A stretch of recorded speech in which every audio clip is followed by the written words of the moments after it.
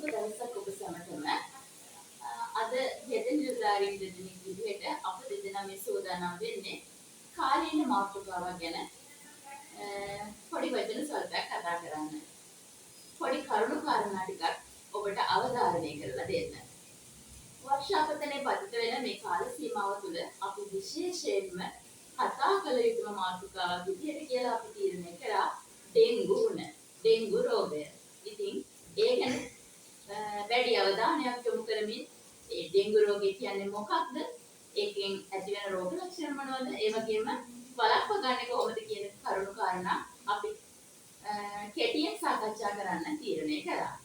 ඉතින් මිස් අපි කතා කරමු ඩෙන්ගු රෝගය කියන්නේ මොකක්ද කියන එක. ඔව් මිස්. ඩෙන්ගු කියන්නේ වෛරස් රෝගයක්. එතකොට විශේෂයෙන් මතක් කරන්න ඕනේ වෛරස් රෝගයක් කියන්නේ මේ වෛරස් රෝගය අනිකුත් වෛරස් රෝගات එක්ක ගත්තහම වෛරස් රෝග අතර ප්‍රධාන තැනක් ගන්න රෝගයක් හැටියට වෛරස් රෝග මේ ඩෙන්ගු රෝගය අපිට හඳුන්වන්නට පුළුවන්කම තියෙනවා. මොකද අනික් වෛරස් රෝග වලට සාපේක්ෂව ඩෙන්ගු රෝගයේ බොහෝ විශේෂතා තියෙනවා වගේම ඩෙන්ගු රෝගය ඇති වූ කෙනෙකුට එය තමන්ගේ ජීවිතයේ අවදානම් තත්ත්වයට දක්වා ඇතිවීමේ තත්ත්වයකුත් ඩෙන්ගු රෝගයේ තියෙනවා. ඒ නිසා වෛරස් රෝග අතර ප්‍රධාන තැනක් ගන්නා විශේෂ වෛරස් රෝගයක් හැටියට ඩෙන්ගු රෝගය හඳුන්වන්නට පුළුවන්කම තියෙනවා. ඒ වගේම තමයි ඕනම රෝගයක් ගත්තහම ඒකේ තියෙනවා අපි සෞඛ්‍ය ක්ෂේත්‍රයේ ඉන්න අය විදියට හොඳටම දන්නවා ඉන්කියුබේෂන් පීරියඩ් කියලා කාල සීමාවක් තියෙනවා. බීජ අවසන සමය. ඒ කියන්නේ මේ වෛරස් එක අපේ ඇඟට ඇතුල් වෙලා රෝග ලක්ෂණ මතුවෙන්න යන කාල සීමාව. ඉතින් මේ ඩෙන්ගු රෝගයේ කොපමණ කාල සීමාවක් තියෙනවද මේ රෝග ලක්ෂණ මතුවෙන්න? ඔව් ඩෙන්ගු රෝගයේදී පුද්ගලයෙකුගේ ශරීරයට මේ ඩෙන්ගු රෝගය ඇති කරන වෛරස් එක ඇතුළු වුණාට පස්සේ සාමාන්‍යයෙන් දින 3-14ක් අතර කාලයක් ගත වෙනවා රෝග ලක්ෂණ මතුවෙන්න. ඇතැම් වෙලාවට දින 3ක් වෙන්නත් පුළුවන්. තව සමහර වෙලාවට දින 14ක් වෙන්නත් පුළුවන්. මේ අතර කාලය තුල පුද්ගලයෙකුගේ ශරීරයෙන් ඩෙන්ගු රෝග ලක්ෂණ මතුවීම අපිට දකින්නට පුළුවන්කම තියෙනවා. දින 14ක් කියලා කියන්නේ ඊටම දීර්ඝ කාල සීමාවක්. සති දෙකක පමණ කාල සීමාවක්. එතකොට මේ දවස් 14ක් ගෙවිලා යන කාල සීමාව තුළ මොන වගේ රෝග ලක්ෂණ අපිට බලාපොරොත්තු වෙන්න පුළුවන්ද මේ ඩෙන්ගු රෝගියෙක් තුළින්? ඩෙන්ගු වෛරසය ඇතුල් වීමත් එක්ක පුද්ගලයෙකුගේ ශරීරයෙන් ඩෙන්ගු රෝග ලක්ෂණ විදිහට පුද්ගලයෙකුට උණ ඇති වෙන්නට පුළුවන්. ඒ වගේම පේශි සහ මස් පිඩු වල වේදනාව ඇති වෙන්නට පුළුවන්. අස්ථි වේදනාව ඇති වෙන්නට පුළුවන්. ඒ වගේම සන්ධි වේදනාව සම රතු පැහැති වීම. ඒ කියන්නේ අත්වල, කකුල්වල සහ මුහුණේ සම රතු පැහැති වීම දකින්නට පුළුවන්. ඒ වගේම සමයක රතු පැහැති ලප මතුවීම ඇති වෙන්නට පුළුවන්. ඊට අමතරව ඇස්යට වේදනාව ඇති වෙන්නට පුළුවන්. ඒ වගේම අනෙකුත් වෛරස් රෝග වලට වගේම ඩෙන්ගු රෝගයේදී ආහාර රුචිය, ඔක්කාරය, වමනය කියන රෝග ලක්ෂණ ඇති වෙන්නට පුළුවන්කම තියෙනවා. එතකොට මෙතනදී විශේෂත්වය තමයි ඩෙන්ගු රෝගය බහුල කාල වකවානුවකදී එහෙම නැත්නම් ඩෙන්ගු වැඩිපුර ව්‍යාප්ත වෙමින් පවතින කාල වකවානුවකදී යම්කිසි පුද්ගලයෙකුට මේ කියන රෝග ලක්ෂණ වලින් දෙකක්වත් තියෙනවා නම් ඩෙන්ගු රෝගය විය හැකි බවට දැක පහළ කරලා අවශ්‍ය වෛද්‍ය උපදෙස් සහ ප්‍රතිකාර වලට යොමු වීම තමයි විශේෂයෙන් මතක තබා ගත යුතු කරුණ. සාමාන්‍යයෙන් මේ වෛරස් රෝගයක් කියන එක එකපාරක් වැළඳුනාට පස්සේ අපේ ඇඟ තුළ ඇතිවන ප්‍රතිශක්තිකරණය නිසා අපි සෞඛ්‍ය ක්ෂේත්‍ර නිලධාරීන් විදිහට ගන්නවා නැවත වතාවක් එම රෝගය වැළඳෙන්නේ නැහැ කියන එක. ඒ මේ ඩෙන්ගු රෝගයේ විශේෂත්වය වන්නේ අපිට නැවත මේ ඩෙන්ගු රෝගය වැළඳෙන්න පුළුවන්. ඉතින් ඒක සිද්ධ වෙන්නේ කොහොමද කියලා අපි ටිකක් කතා කරමුද? ඔව්. ඩෙන්ගු රෝගය අනිත් වෛරස් රෝග වලට වඩා විශේෂත්වයක් ගන්නවා කියන කාරණය අපි මුලදී මතක් කරේ මෙන්න මේ හේතුවකින් තමයි.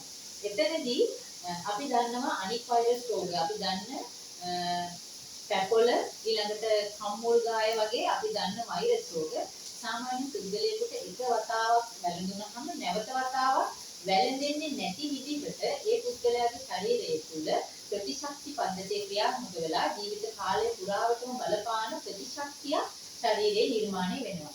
නමුත් ඩෙන්ගු වලදී මේක ටිකක් වෙනස් වෙනවා. ඒකට හේතුව වෙන්නේ ඩෙන්ගු රෝගයේ වෛරස් කාණ්ඩ 4ක්ම තියෙන එක තමයි. එතකොට මේ වෛරස් කාණ්ඩ 4ක් තියෙන නිසා එක් වෛරස් කාණ්ඩයකින් පුද්ගලයෙකුට වෛරස් රෝගය උණ හැටියට ඇති වුණාට පස්සේ අනෙක් වෛරස් කාණ්ඩ 3 හේතු කොටගෙන නැවත නැවත ඩෙන්ගු රෝගය ඇති වෙන්නට පුළුවන්කම තියෙනවා. එහෙම ඇති වුණාම අනිත් වැදගත්ම කාරණේ තමයි එක වතාවක් වෛරස් රෝගය ඩෙන්ගු වෛරස් රෝගය ඇති වුණු කෙනෙකුට නැවත වතාවක් ඩෙන්ගු ඇති වුණොත් ඒ රෝගියාගේ රෝග තත්ත්වය තීව්‍ර වීමේ අවදානම හුඟක් ඉහළ මට්ටමකට යනවා පළවෙනි වතාවට හැදුණු කෙනෙකුට සාපේක්ෂව. ඒ විදිහට තමයි ඩෙන්ගු රෝගය විශේෂ වෛරස් රෝගයක් වෙන්නේ. ඔව් දැන් විස් කතා කරනකොට මට තේරුණ එක දෙයක් තමයි මේ ඩෙන්ගු රෝගය වරක් කරදිලා දෙවෙනි වතාවට කරදින රෝගියෙකුට ඒ තීව්‍ර වීමේ හැකියාවේ සම්භාවිතාවය ඉතාමත් වැඩි කියන එක. ඒ වගේම මීට අමතරව තව විවිධ කාණ්ඩ තියෙනවද? තව පුද්ගලයන් ඉන්නවද මේ ඩෙන්ගු රෝගය වැළඳුනහම ඒ තීව්‍රතාවය වැඩි වෙන්න පුළුවන් කියලා කියන්න පුළුවන්. ඔව්. හඳුනාගත්තු විශේෂ අවදානම් කාණ්ඩ කීපයක් තියෙනවා ඩෙන්ගු රෝගය පිළිබඳව කතා කරන්නේ. ඉන් පළවෙනි කාණ්ඩය තමයි අවුරුදු 1ට අඩු කුඩා දරුවන්. ඊළඟට දෙවෙනි කාණ්ඩය වෙන්නේ අවුරුදු 60 ඉක්මවපු වැඩිහිටියන්. ඊළඟට අනිත් එක ගර්භණී මාතාවන්. ගර්භණී කෙනෙකුට ඩෙන්ගු රෝගය වැළඳුනත් අවදානම් තත්ත්වයේ දක්වා එහෙම නැත්නම් තීව්‍ර වීමේ අවදානමකට ගොදුරු වෙනවා. ඊළඟට අනිත් එක තමයි දීර්ඝකාලීන රෝගවලට ප්‍රතිකාර ගන්න අය. දියවැඩියාව, ප්‍රෙෂර් එක, ඇදුම, ඒ වගේම රුධිරගත රෝග තත්ත්ව මේ කියන රෝග තත්ත්වවලට දීර්ඝකාලීන ප්‍රතිකාර ගන්න අයට මේ රෝගය ඇතිවීමෙන් තීව්‍ර තත්ත්වය දක්වා වැඩිවීමේ අවදානම වැඩි වෙනවා. ඊළඟට අනිත් එක තමයි දුෂ්කර ජීවන රටාවන් ගත කරන පුද්ගලයන්ට ඩෙන්ගු රෝගය ඇති වුණොත් ඒකේ අවදානම වැඩි වෙනවා. අනිත් කණ්ඩායම තමයි සෞඛ්‍ය පහසුකම් පහසුවෙන් ලබා ගන්න බැරි.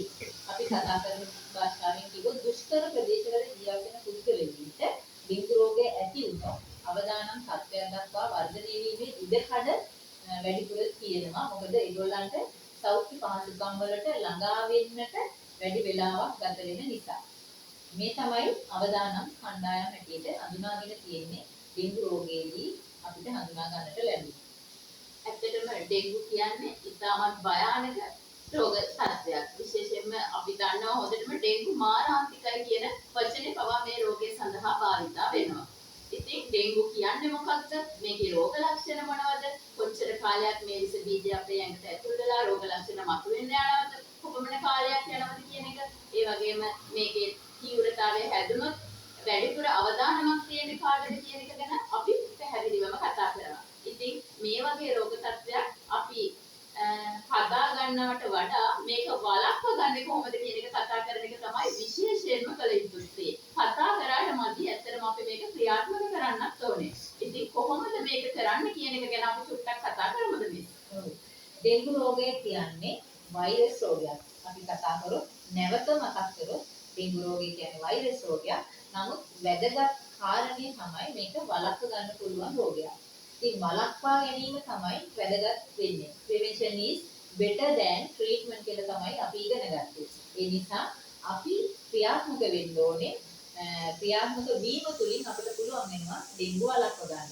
ඩෙන්ගු වළක්ව ගන්නට නම් අපිට කරන්නට පුළුවන් වෙන්නේ ඊටාම සරල ක්‍රම කීපයක් විතරයි අපිට අනුගමනය කරන්නට ඕනේ ඩෙන්ගු වළක්වා ගැනීම සඳහා. එකක් තමයි ඩෙන්ගු මදුරුවා බෝ වෙන තැන් වළක්ව ගන්න එක. කොහොමද අපි බෝ වෙන එක වළක්ව ගන්නේ? දැන් අපි දන්නවා මදුරුවෝ ඕනෑම ජලයක බෝ වෙන්න පුළුවන්කම තියෙනවා. නමුත් ඩෙන්ගු මදුරුවා විශේෂයෙන් බෝ වීම සිද්ධ වෙන්නේ ඉතා පිරිසිදු පැහැදිලි නිසල ජලයක. එතකොට මේක ඉතා සුළු ජල ප්‍රමාණයක ජලය රැඳුණු කුඩා ඉඩක පිරිසිදු වතුර තියෙන තැනක ඩෙන්ගු මදුරුවාගේ බෝ වීම සිද්ධ වෙනවා. එතකොට අපිට පුළුවන් වෙනවා මේ මදුරුවන් බෝ වෙන තැන් නැති කරන්න. එහෙම තැන් ඇති නොවන විදිහට අපේ පරිසරය පවත්වාගෙන යන්න. එතකොට අපි අපේ ගෙදරාවට ඊළඟට අපේ දරුවෝ යන පාසලාවට ඒ වගේම අපේ සේවා ස්ථානයවට අපි සේවය කරනවා නම් යම් කිසි තැනක රාජකාරී කරනවා නම් අපි වැඩ කරන තැන අපේ පරිසරය පිරිසිදුවට තියාගත්තොත් අපි මේ කතා කරපු විදිහේ තැන් මඳුරුවන් බෝ වෙන තැන් ඇති නොවන විදිහට අපේ පරිසරය පවත්වා ගත්තොත් අපිට පුළුවන් වෙනවා ඩෙන්ගු මදුරුවාගේ බෝවීම නවත්ත ගන්න. එහෙම වුණොත් අපිට ඩෙන්ගු ඇතිවීම වළක්වා ගන්නට හැකියාව තියෙනවා. ඊළඟට අනිත් එක තමයි මදුරුවන් දෂ්ට කිරීමෙන් වැළකීලා ඉන්න එක. එතකොට ඒකට අපිට කරන්නට පුළුවන් මදුරුවෝ ඉන්න කාලවකවානු තුල අපි ආරක්ෂිත විදියට අපි හැසිරීම ගොඩ නගා ගන්න ඕනේ. එතනදී අපිට කරන්න පුළුවන් අපේ ඇඟ වැහෙන විදියට අත් දෙක ඊළඟට කකුල් දෙක මූණ වැහෙන විදිහට පුළුවන් තරම් අපේ ශරීරයේ හැකි උපරිම විදිහේ ආවරණය වෙන විදිහේ ඇඳුම් ඇඳගෙන අපිට පුළුවන් වෙනවා මදුරුවන් දෂ්ට කරන එකෙන් බේරිලා ඉන්න.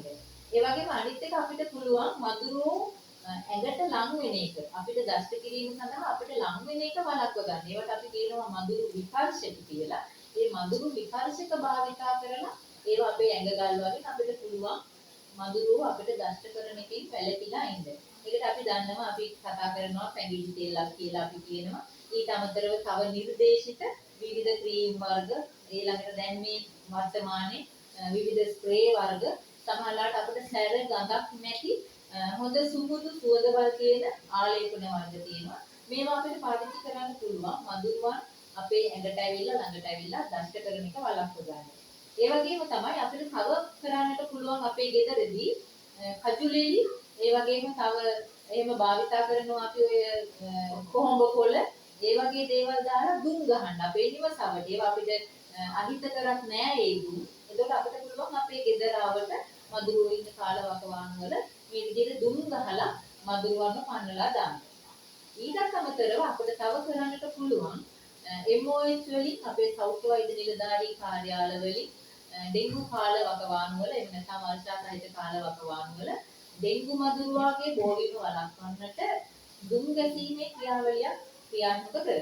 ඒතර අපිට පුළුවන් ඒ අවස්ථාවන් වලදී ඒ අයට උපරිම සහයෝගය දීලා අපේ නිවසේ හරි අපේ රාජකාරී ස්ථානයේ හරි එහෙම නැත්නම් අපේ පාසලේ හරි එබඳු දුම් ගහන අවස්ථාවන් වලදී ඒකට අවශ්‍ය පහසුකම සලසලා දීලා සෑම තැනකටම සුදුසු විදිහට දුම් ටික ගසන්නට සෞඛ්‍ය වෛද්‍ය නිලධාරී කාර්යාලයේ නිලධාරීන්ට අවස්ථාව ලබා දීම තුලින් අපිට පුළුවන් වෙනවා ඩෙන්ගු මදුරුවා බෝවීම වළක්වා ගැනීම ඩෙන්ගු රෝගය ඇතිවීම වළක්වා ගැනීම සඳහා පියවර ගන්නට.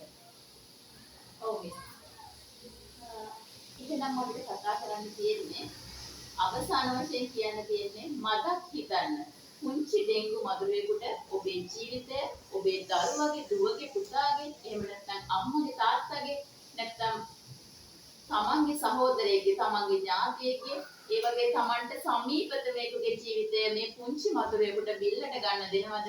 එහෙම නැත්නම් කරන්න තියෙන පුංචි වැඩක් කරලා පිරිසිදු කිරීමක් කරලා මේ මදුරුව බෝවීම වළක්වාගෙන හැම දෙනාගේම ජීවිත ආරක්ෂා කරගන්න උත්සාහ කරනවද කියන එක. ඉතින් ඒ ගැන අවධානය යොමු කරන්න කියලා ඉතාමත් ආදරයෙන් ඉල්ලා සිටිමින් අපි මේ දැනුවත් කිරීම මෙතනින් අවසන් කරනවා. ඔබ සැමටම නිරෝගී සම්පත් ලැබෙන්න කියලා ප්‍රාර්ථනා කරනවා.